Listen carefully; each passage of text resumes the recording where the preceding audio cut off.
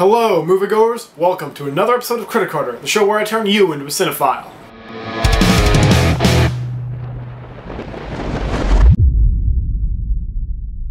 This weekend I saw the new film 21 Jump Street, directed by Phil Lord and Chris Miller, written by Michael Bacall, and starring Jonah Hill, Channing Tatum, Dave Franco, Brie Larson, and Ice Cube. Yeah, Ice Cube.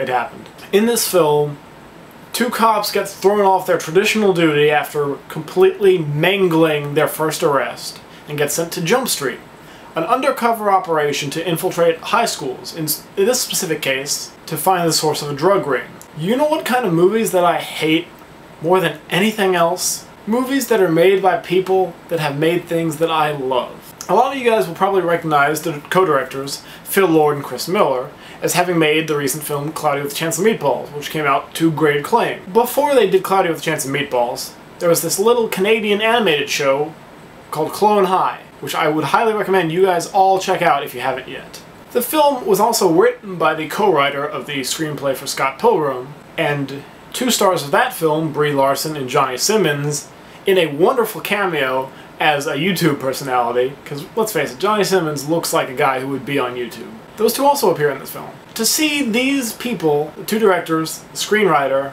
and the two actors, these five people coming together to make something, and on their own, they've all made great things that I love, and then they went and made this. I don't know if I could actually sit here and explain every single thing that I don't like about this movie. Like, it's that bad. I almost walked out of the movie. That's how bad it was. The film starts out with something spectacular.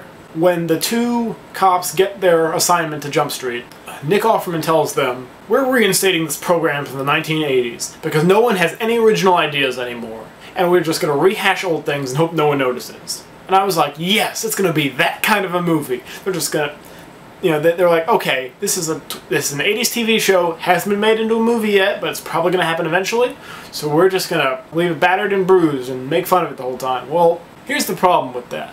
There's some directors out there, specifically Edgar Wright, who can take a genre like the zombie film in Shaun of the Dead, or the buddy cop movie in Hot Fuzz, and he can both make a great film and also make a great satire. The problem with 21 Jump Street is that they lose track of the plot for the sole purpose of writing jokes. And while there are funny moments in this film, a lot of the jokes go way above and, not above and beyond, but far beyond any sense of decency. On top of this, though, at the end of the second act, there's a massive gaping void of a plot hole, which I'm going to make a separate video about, so I can talk to you about it, say how much exactly that I hate that this happened.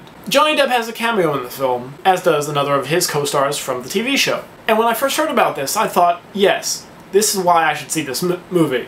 Johnny Depp gave his seal of approval to it. As great as his cameo is, it doesn't even come close to making this film worthwhile. I should have remembered, this is the same Johnny Depp that was in Tim Burton's Alice in Wonderland movie not too long ago.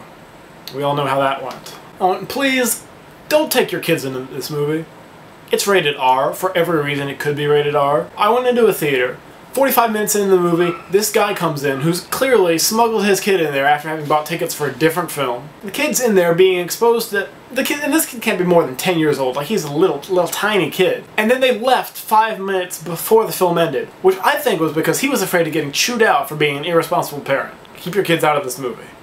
I really hate to break ranks with my fellow critics on this, but I'm going to have to give it 1.5 out of 5 bad cops. And here's where I have some bad news. Next week, I'm not going to be able to do a video, because it is Playlist Live. And it's especially bad news because it is The Hunger Games. And everybody wants me to review The Hunger Games, I know, because The Hunger Games is a huge, big old deal. You know, it's supposed to be the next great franchise being adapted for the screen, since there's no Harry Potter anymore, and those Twilight movies are leaving soon too. Those Twilight movies? Yeah, those Twilight movies. Those Twilight movies. But I will see the movie next Friday night. I will be seeing Hunger Games, and I will have a review written on CritiCarter.com before I go to Playlist Live. So look out for that. You can see last week's review of Silent House up over there. And the week after next, I will be reviewing the new film Mirror Mirror, the Snow White adaptation starring Armie Hammer. And I'll put that review up over there once it's all done. Be sure to like and favorite this video if you enjoyed watching it, and subscribe to my channel if you haven't already. Hey, turn the lights back on. You did it too early. Thank you.